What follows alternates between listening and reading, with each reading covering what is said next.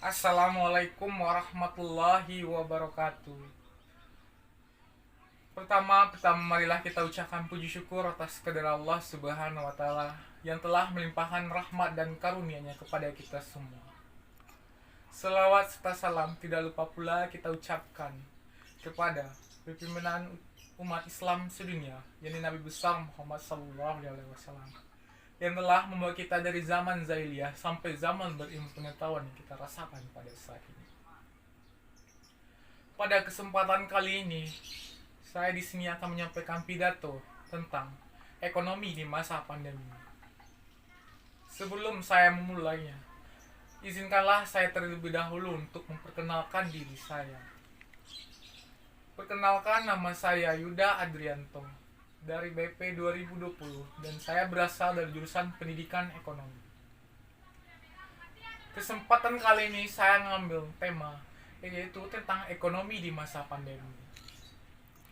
Ekonomi di masa pandemi. Sejak munculnya virus corona atau kita sebut COVID-19 ini banyak sekali menimbulkan masalah. Berbagai dampak dari COVID-19 ini cukup mengganggu tatanan ekonomi di Indonesia. Pertama, diberlakukan PSBB di seluruh wilayah Indonesia membuat perekonomian di Indonesia semakin menurun. Berbagai dampak ditimbulkan, terutama dari sektor perdagangan. Dari COVID-19 cukup mengganggu tatanan ekonomi di Indonesia. Pertama, diberlakukan PSBB di seluruh wilayah Indonesia membuat perekonomian Indonesia semakin menurun. Terkait dengan penurunan produksi, membuat beberapa pasokan barang mengalami hambatan. Karena kegiatan produksi tidak lancar, banyak perusahaan mengalami kerugian, sehingga banyak sekali PHK di mana-mana. Tidak itu saja, dampak terbesar pun terjadi di UMKM, yaitu usaha mikro kecil menengah. Sama kita ketahui, jumlah UMKM di Indonesia sangatlah banyak dan menjadi salah satu penyumbang pertumbuhan terbesar di Indonesia. Dampak bagi UMKM yaitu penjualan yang mengalami penurunan begitu drastis. Sulitnya mendapat bahan baku, ditambah lagi dengan terhambatnya distribusi, yaitu penerapan PSBB di wilayah masing-masing. Pemanfaatan teknologi informasi menjadi penting dalam hal ini. Semua kegiatan dilakukan secara online.